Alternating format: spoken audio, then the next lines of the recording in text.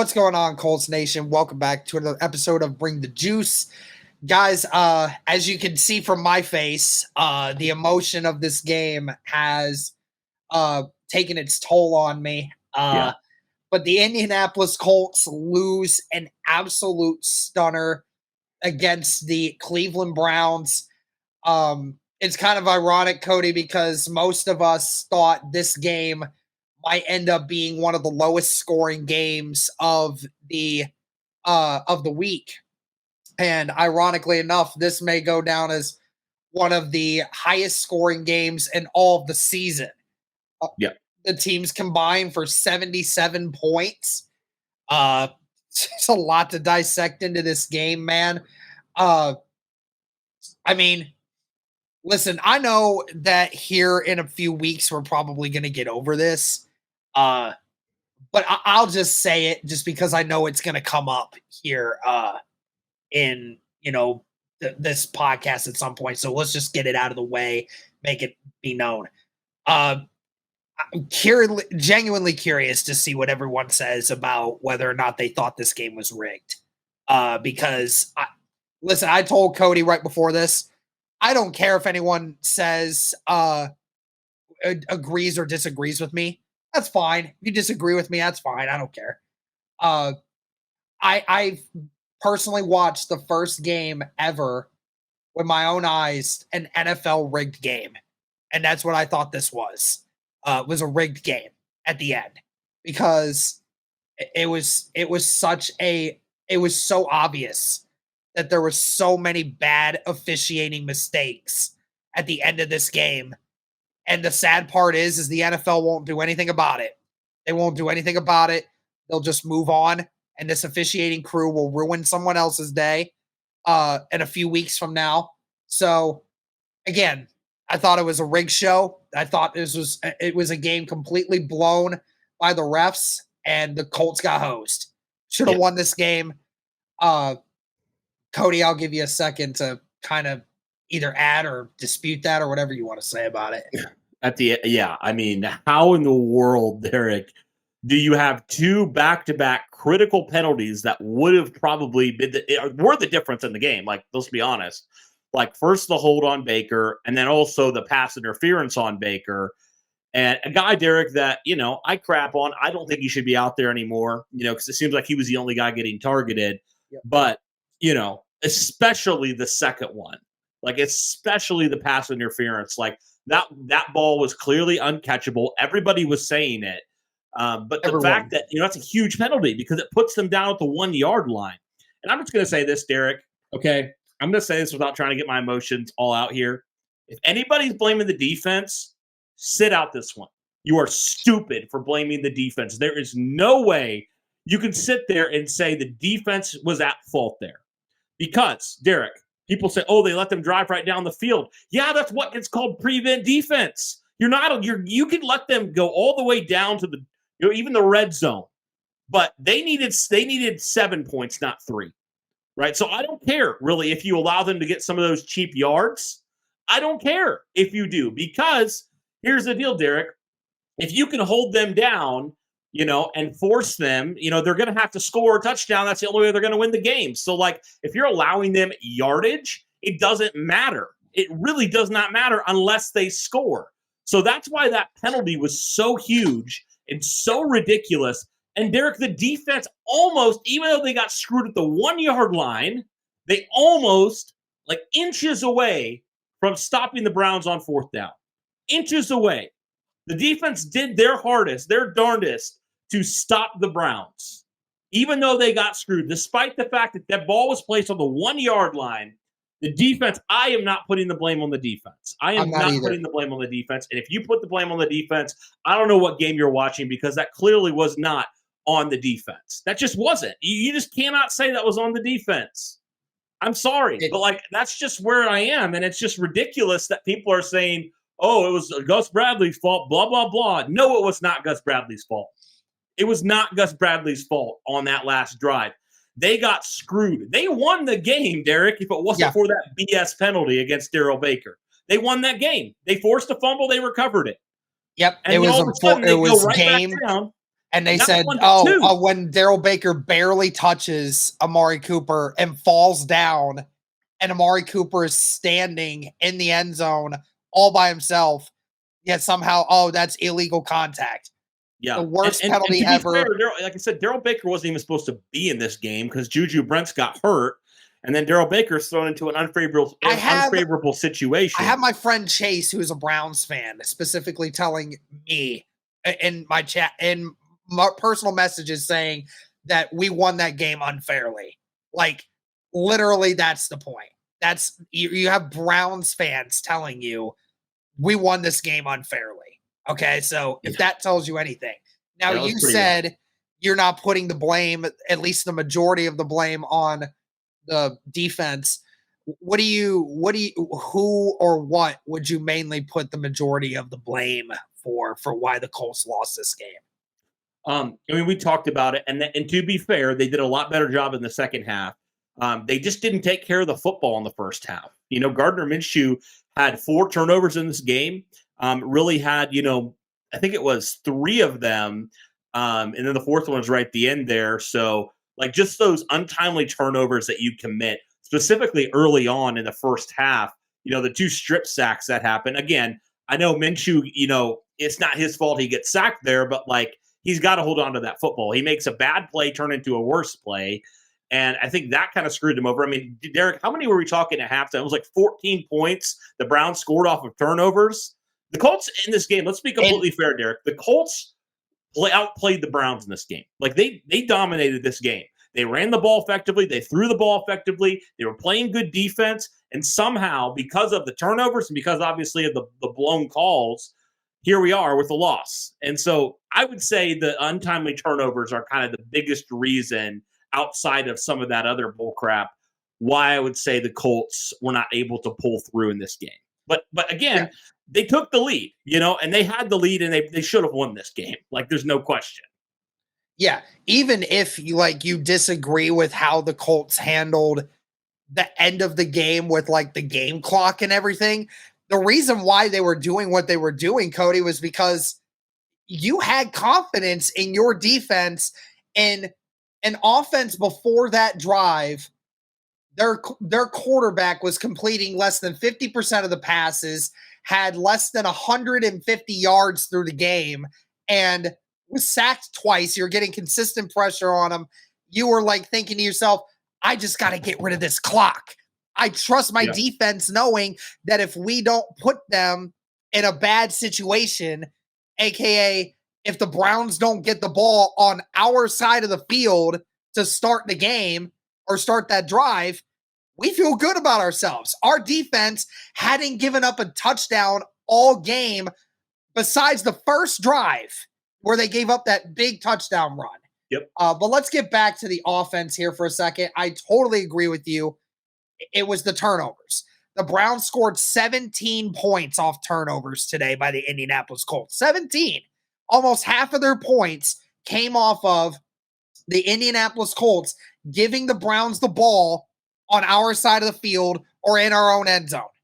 That's the point. And that is why I'm telling people, when it comes to the defense, you cannot sit there and say that once again, that the Colts defense is to blame, because when almost half of the other team's points came off of the offense's mistakes, that's where the issue lies.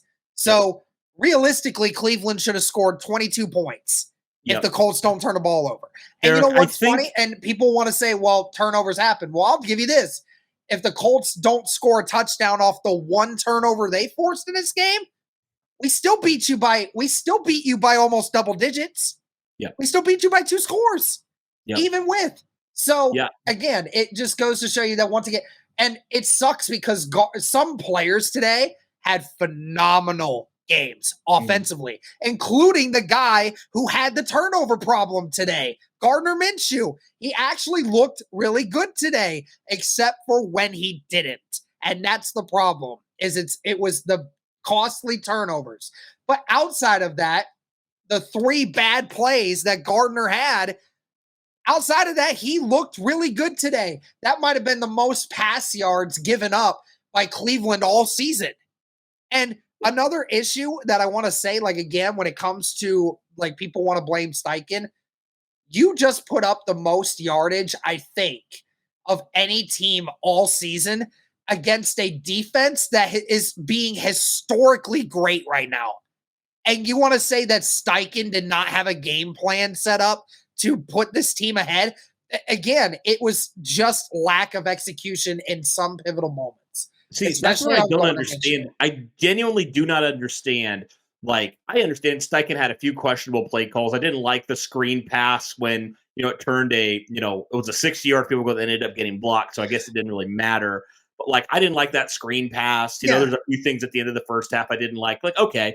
But, like, Derek, like, we've said it. Like, we thought this game was going to be a slog fest. We thought the Colts would be lucky to score 20 points in this game. We'd be lucky. Yeah. The fact that they passed over 300 yards on the number one pass defense, and they did it with pretty much relative ease outside of the and turnovers. 168 rushing yards against the fourth best rush defense. Yeah, so they had a day against a really, really stout unit from start to finish. I mean, and I know Denzel Ward left this game, but like the Colts, even when he was in the game, they were able to pass the ball really well in this game. That's why I genuinely don't understand, Derek. The turnovers were the biggest issue with the Colts.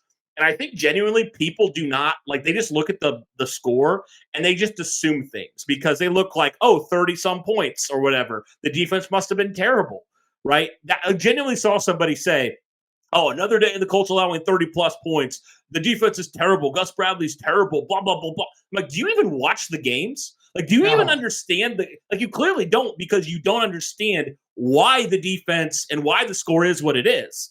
If you take out those untimely turnovers, Derek, where you screwed over your defense, like you're right. Like you probably win by double digits in this game because the offense, this is genuinely, Derek, the first game in my life that I can say I was happy with the performance from the offense and the defense. And we still lost. And you know what's worse is if you take into account Gardner Minshew had almost as many turnovers in this game as the Cleveland Browns had all season. Yeah. Do you know coming into this game, the Cleveland Browns only had 4 takeaways coming into this game, and Gardner gave it up 3 times. 3 times. So he almost had as many turnovers as Cleveland had in the previous 5 games prior. So that just goes to show you just how bad Gardner Minshew was in situational awareness football. But we talked about like how bad and good Gardner Minshew was today.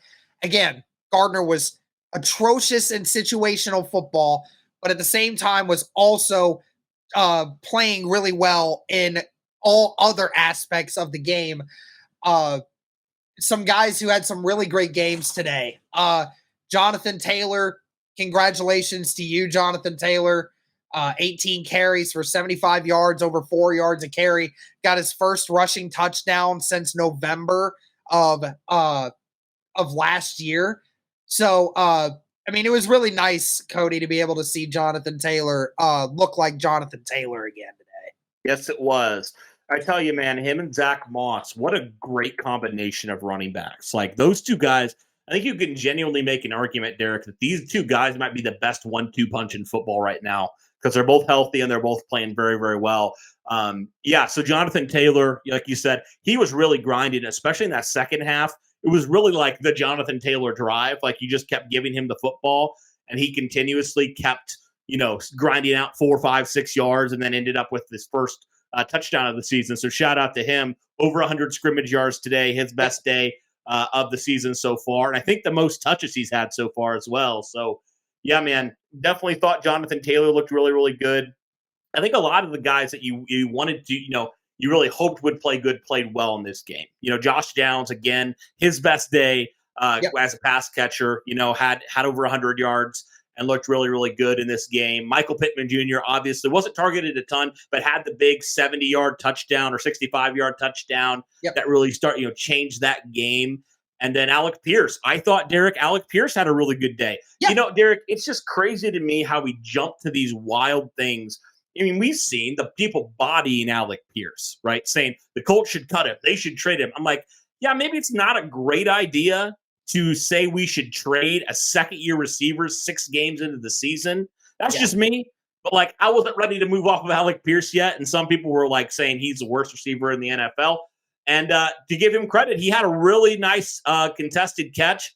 And there was a couple plays in this game, Derek, where Myles Garrett jumped off sides, and the Colts had a free play, and they made him pay. So the first one was the big Josh Downs touchdown, and the second one was a big Alec Pierce catch. Excuse me. So, yeah, definitely felt like the receivers today and the running backs really stepped it up when it mattered. Yeah, absolutely. And yeah, I mean, again, we mentioned Jonathan Taylor. And then, of course, again, the wide receivers, great. I mean, Josh Downs, what more can you ask for from Josh Downs? I mean, again, a phenomenal day, 5 catches, 125 yards, and a touchdown. Whoever had him on fantasy, y'all must really love him right now. Michael Pittman even too. I mean, again, that big play. I mean, I don't think we've never seen a big play like that from Michael Pittman. We've seen big catches. We've seen him get touchdowns. We've seen him moss people, but we've never seen him take off and run, and make a play quite like that before. So that was really great for Michael Pittman, especially late in the game when it mattered. Obviously, he wasn't targeted. He was targeted quite a bit. He was actually the second leading target guy, but it just felt like they never quite were able to connect up until that moment. Like you said, Alec Pierce, best game of the whole season, 3 catches, 53 yards. Again, put the Colts in position a couple times to really move the chains and be able to, I think every time Alec Pierce caught the ball, it was a first down. So, I mean, it was the catches he was making, not only was he, getting catches, but they were impactful catches. So it was really great to see Alec Pierce do that. Jonathan Taylor, even that some of the receptions he had today. I mean, again, he helped move the chains, man. I mean, Shane Styken has really gotten good use out of him in the pass game recently. And that's been really awesome to see. I mean, it's crazy because the 2 leading catchers for Cleveland had 59 yards and 54 yards. So Jonathan Taylor almost had as many receiving yards as Cleveland's top 2 receivers / tight ends. I mean, it just goes to show you how different it was. I mean, Indy, it sucks that like Indy won this game in every measurable statistic other than the turnover battle. And that's obviously, again, why what we both said was the reason why the Colts lost the game. Zaire Franklin finished the day with 11 tackles, 2 sacks on the day. Kenny Moore with 10 tackles, 1.5 sacks, 2 QB hits, 3 tackles for a loss. He had a phenomenal game. Shaq Leonard ended up with 7 tackles. He had a pretty decent game. Blackman had a couple of really good plays today as well. I mean, again, we can kind of bounce it back a little bit for the defense. Again, outside of the first touchdown, Cody, there was never a moment in time where I thought, oh, this defense doesn't have this offense covered. I mean, they literally, the first 5 passes for Deshaun Watson, he had 1 completion for 5 yards on a 3rd down when it was 3rd down and 11. The other 4 passes, 1 was an interception, 2 was very close to being an interception, and the other 2 was thrown behind. I'm almost to the point where I was almost wishing Deshaun Watson would have stayed in the game. Like, I wish Dio didn't hurt him, because then they would have been even more trash. I mean, and even when PJ Walker was in there, 15 of 32, didn't even complete 50% of his passes, 178 yards. I guarantee about a quarter of that came on the final drive because of targeting Darrell Baker and all that stuff. But he kept getting sacked. The amount of times that we got screwed over because we made game-saving. First of all, that catch by Kenny Moore, that should have been an interception. I don't care what anyone in the NFL rule book tells you. If the rule is that any time a ball touches the ground is an incomplete pass, then like literally 25% of every single catch that we ever see ever is an incomplete pass. Seriously. Because Kenny Moore had control of that ball from the moment he touched it, had complete control, and it just graces the ground a little bit. But he had control of that the whole way. That was an interception. I don't care what anyone tells me. That's an interception because I know what a damn catch is. That was a damn catch. So, again, just everywhere you looked, this defense made plays, but it just kept getting called back by the refs and just kept getting unfortunate mistakes called on us. Yeah. Yeah, man. It was unfortunate because and that Will Fries, I'm just gonna say right now, that Will Fries hold, the worst hold I've ever seen in my life. That was the worst holding call I've ever seen in my entire life. Like, yeah, that screwed you over. Are you serious, bro? Like, and especially too because Gardner Minshew got the first down on that run. Yeah. And that was the drive where that block by Myles Garrett happened because of that flag.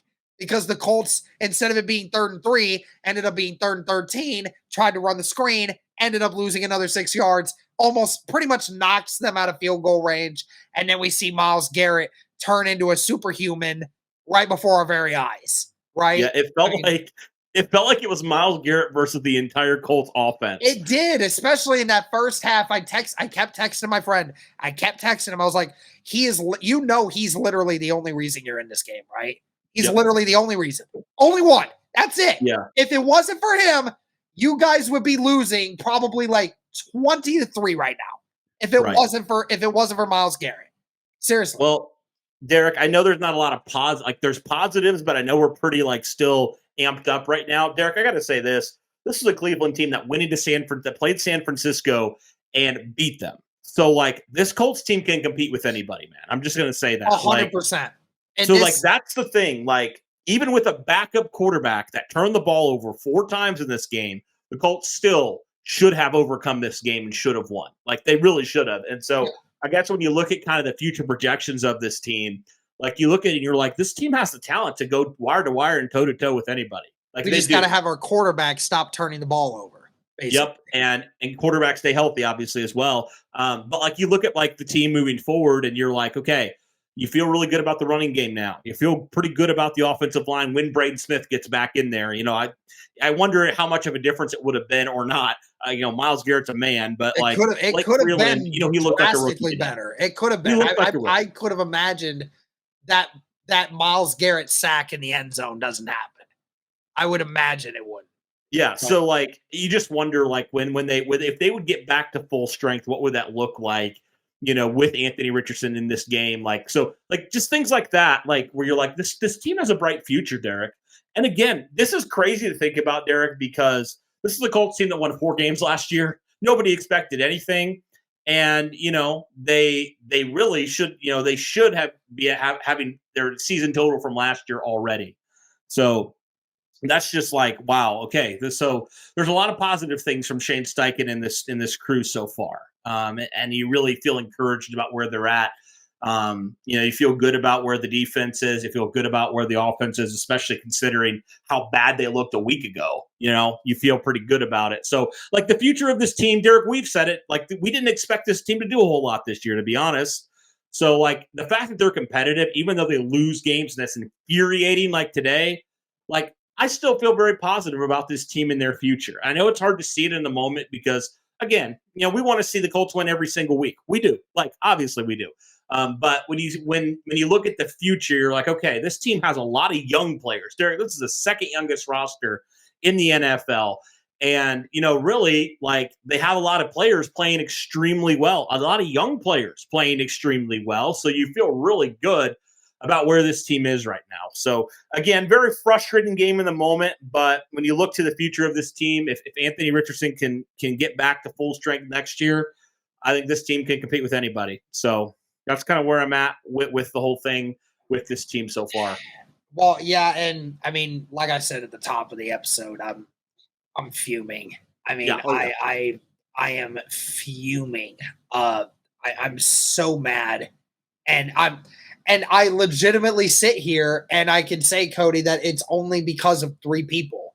It's only because of 3 people. It's the first one was Gardner Minshew, because Gardner Minshew, but I would say, and I can't even say his mistakes outweigh his great performance, because he had 4 touchdowns in this game, but yet he gave the Browns 17. So it's like, it stinks that that's how it's supposed to be, but it sucks, because I mean, Minshew, and it sucks because at the very end, that's what weighs the most on all of it, is that through all of the BS, the Colts should have won that game and were deserving of winning that game. And at the end of the day, we saw a rigged show of the refs, and you even have the national media people saying that there might need to be an investigation done on these refs for what happened here, because I mean, it was terrible. And also, we blamed Daryl Baker for good reason. That's the only guy they targeted. Again, Amari Cooper had 1 reception before that drive, 1, and yet Amari Cooper got targeted on every single snap, after that going forward, and we just saw him continue to just get destroy the team. So yeah. But it is what it is. Like we said, those last 2 weren't his fault. So it's